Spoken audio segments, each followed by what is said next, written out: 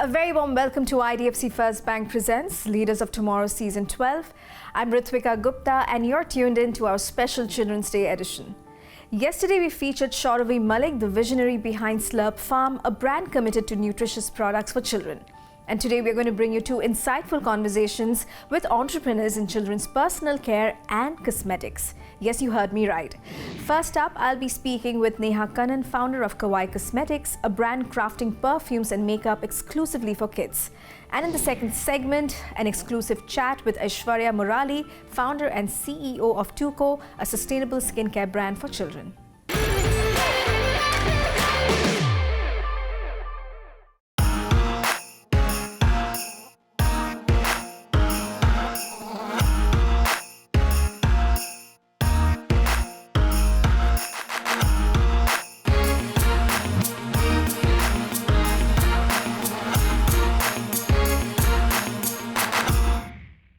Neha, it's a pleasure to have you on Leaders of Tomorrow. Thank you so much for joining us today.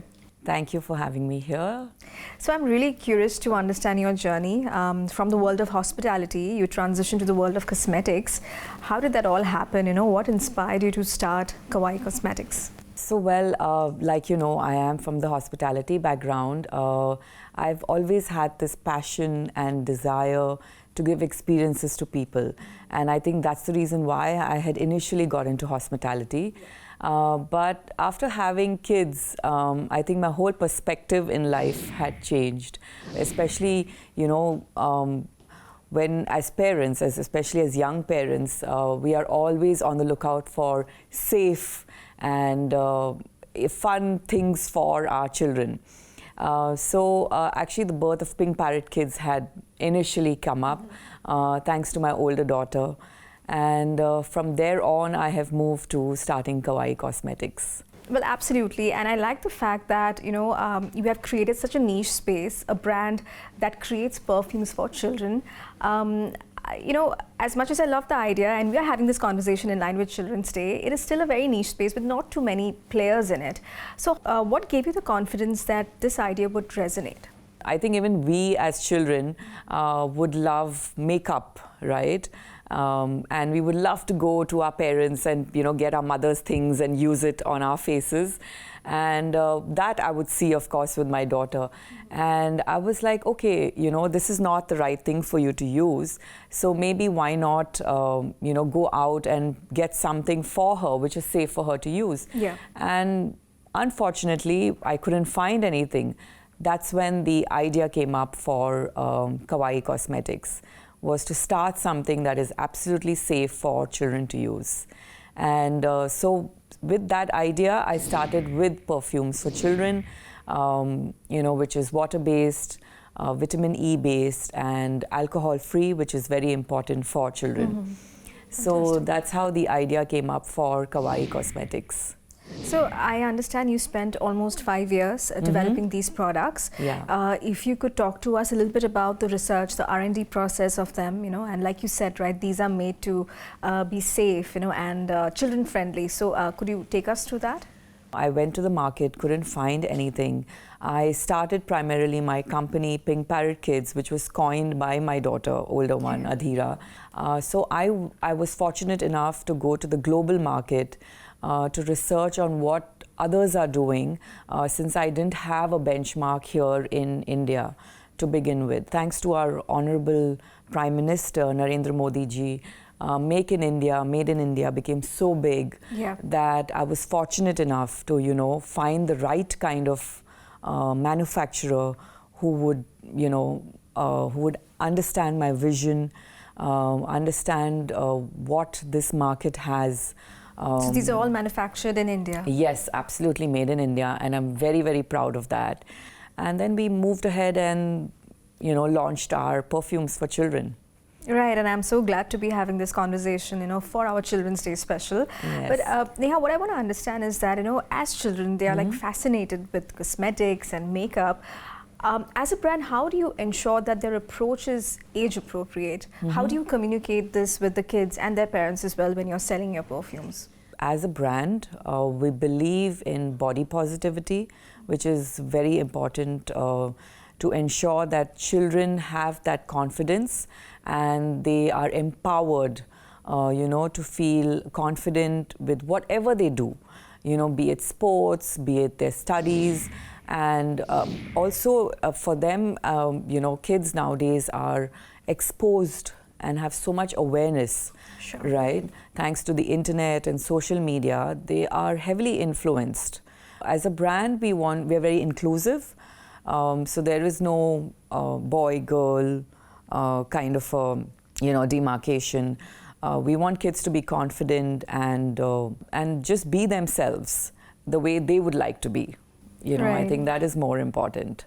So Yeah. at this point, I also want to talk about your earlier venture, Pink Parrots, which was coined by your daughter, the name. Yeah. How did that experience in that venture, shape your approach towards children's products, when you were setting up Kaawaii Cosmetics? Well, I think the start of Pink Parrot Kids, we believe again in sustainable products. And I'm always in for, being different and giving, different experiences to people. So when I started Pink Parrot Kids, I had these doodle products for children, which was very, again, new and different for people. As young parents, I think we are looking for new products, new experiences. And so I was very happy and proud of my, the products that I had. So that kind of set base for Kaawaii Cosmetics. I was very confident because they had done so well. I was like, moving forward, I am sure the makeup range that I'm going to be introducing soon is going to do really well. Fantastic. Yeah. And as an emerging brand, as an emerging entrepreneur, talk to us about some of the challenges that you have faced along the way. Well, where do I begin? I think challenges were many, in India especially. Unfortunately or fortunately, people don't take women very seriously. I've met many people, met a lot of experts in the industry, in the cosmetic industry, and they were like, what can you do? Okay. That was the reaction I got. I might be a homemaker, I might just be someone new in the business, but that doesn't mean I, cannot do something, right? So I said, okay, fine, doesn't matter. If you don't think I can do it, I will show you one day how I can do it, Yeah. And so it took me almost 3 years to find someone who's ethical, who understood my vision, and understood how the market works, and also understood how there is such a huge gap in the market, for something like this. And it's an emerging market, Yeah, well, that kind of brings me to my next question. As a young business, setting up, what are the qualities are you looking for in a banking partner, and how do you think IDFC First Bank can play a role in achieving your business goals? So I think the qualities I'm looking for as a young entrepreneur from a bank like IDFC First Bank is that customized solutions, financial solutions for as per my business needs. Right. I think that is the primary, goal. And also, for my business, I would say, since I'm new in the business as well, a little bit of hand-holding I think will be great. So their expertise, especially when it comes to, their financial planning and their management, the financial management as well, I think will be a great support for someone like me. And of course, the working capital and funding is what I'm hoping from IDFC First Bank. Fantastic. And finally, Neha, tell us, what are the opportunities do you see in this space in terms of growth, in terms of scaling, especially in this market, the kids' cosmetics, perfumes, personal care market? Well, I would say the growth is huge. I am lucky and blessed to be maybe the first mover's advantage. There are not too many, players in the market. Looking at the spending power of, young parents and families these days, I would say that, and the exposure to social media and the internet, there's a lot of awareness, right? I have like 10-year-olds talk about skincare routines, night routines, and the spending power and the buying power as well is a lot, right? So I think there's a great potential for the cosmetic industry in India. In fact, I am going to be introducing safe makeup for children, Okay. for girls and boys, because kids love to, pretend play. Where they're either playing teacher or Yeah. doctor, so they love to experiment, to explore, and that's when they come to our makeup. Wonderful. Well, fantastic. It was lovely chatting with you, Neha, and more power to you. Thank you so much for being here. Thank you so much. It was wonderful. It's time for a quick break here. We'll be back shortly. Stay tuned.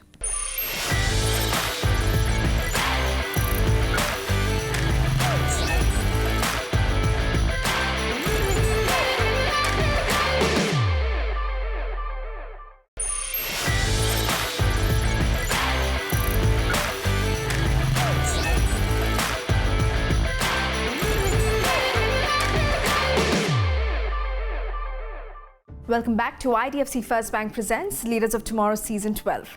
In this Children's Day special, we are shining a spotlight on brands dedicated to children's products. In this segment, the spotlight is on Tuco, and I'll be speaking with founder and CEO Aishvarya Murali on the growing market for children's personal care and much more. Stay tuned.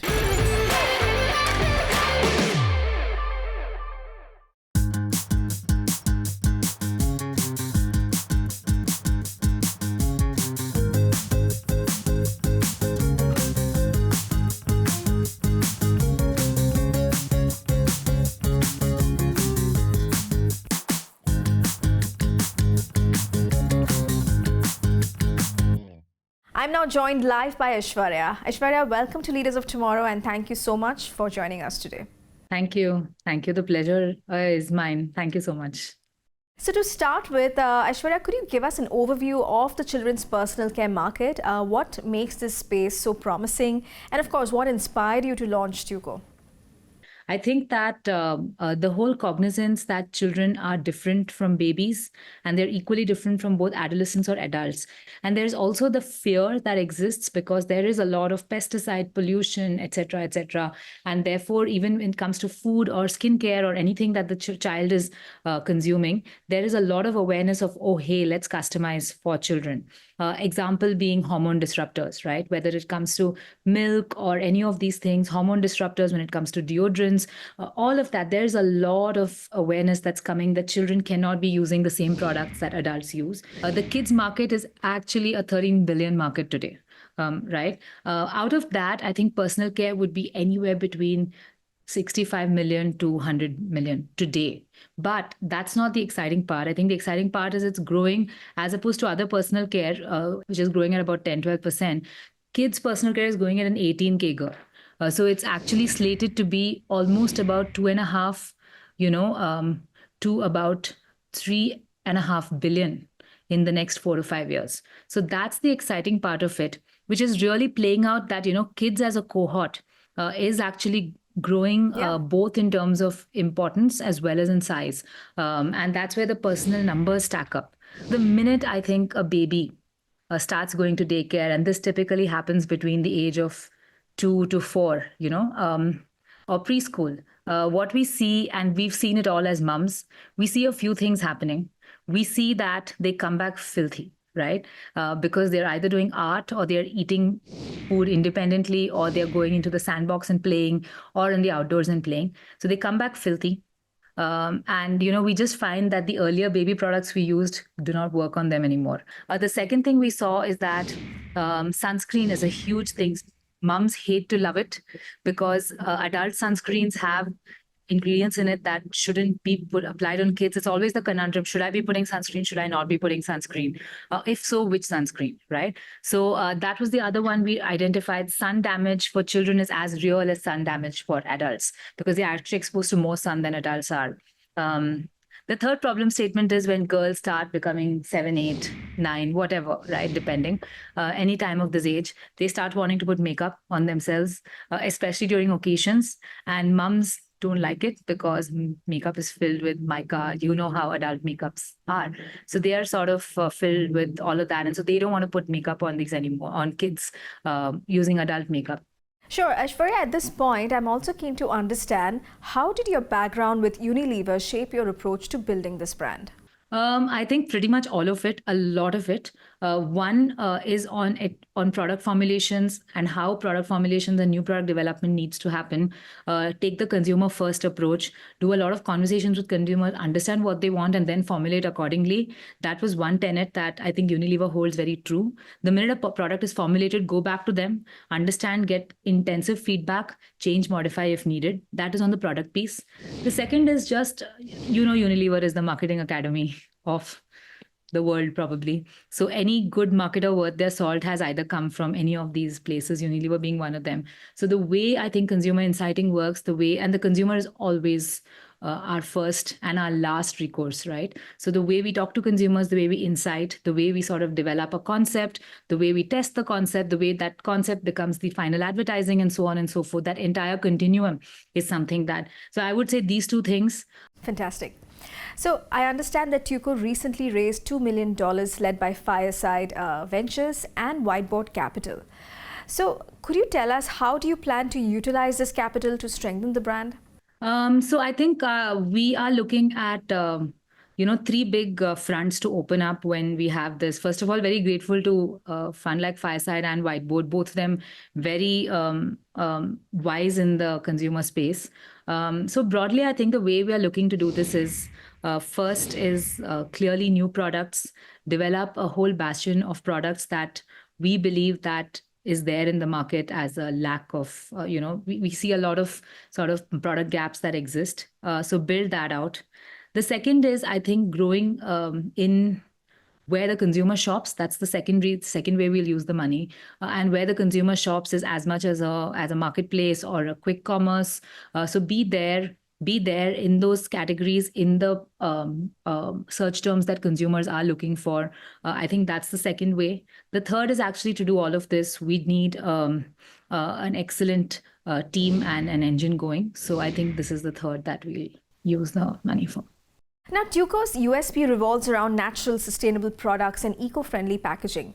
Aishwarya, could you elaborate on this? Yeah, a little story there. I actually didn't plan on starting a kids brand. I actually wanted to start a recycled bottle. That was actually my thing. We sort of jammed a lot of recycled pellets into various machines and tried to make a bottle, which was 100% recycled, also food safe, also safe for cosmetics, also which is squeezable, all of that. I think that was what we worked on for almost a year.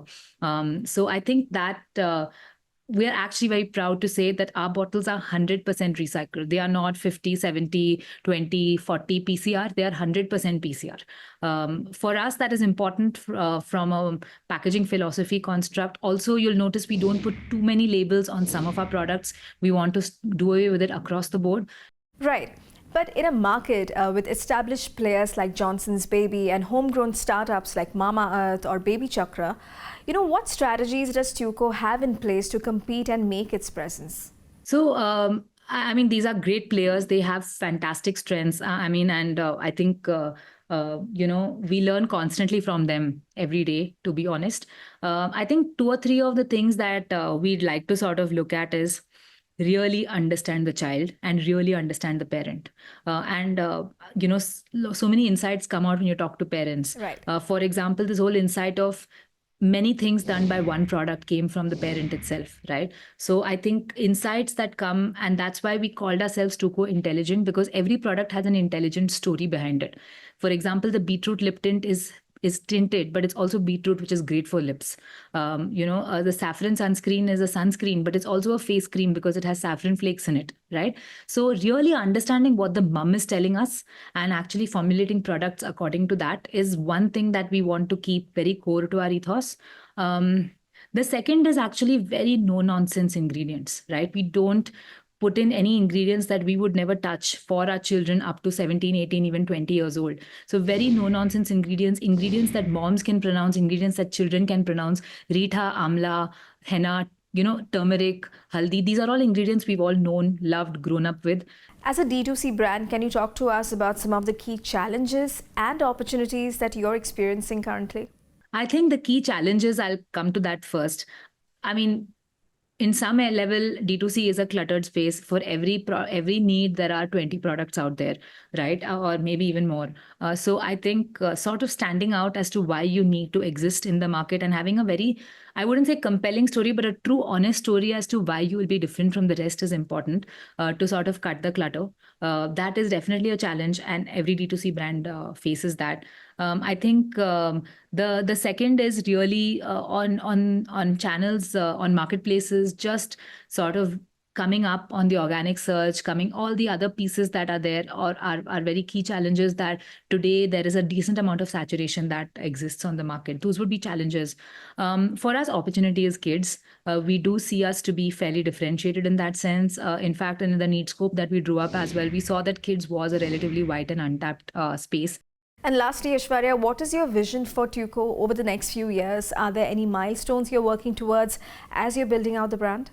For us, consumer love, being the most loved children's brand, is something that is very dear to us.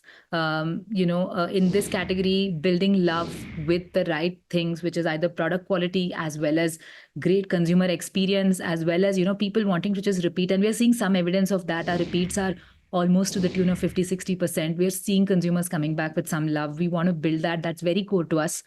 Consumer love, brand love is very important to us.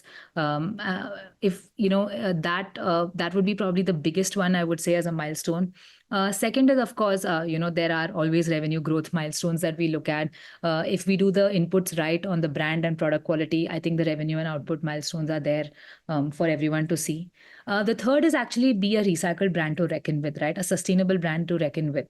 It's that do well by doing good, like how Patagonia, to give an example, has done. It's for me as a founder, that's very dear to me, because if businesses come and go, but having a mission that helps you minimize your carbon footprint, do something that actually helps the environment at large, and therefore our children and our future generations, is actually one big milestone for us.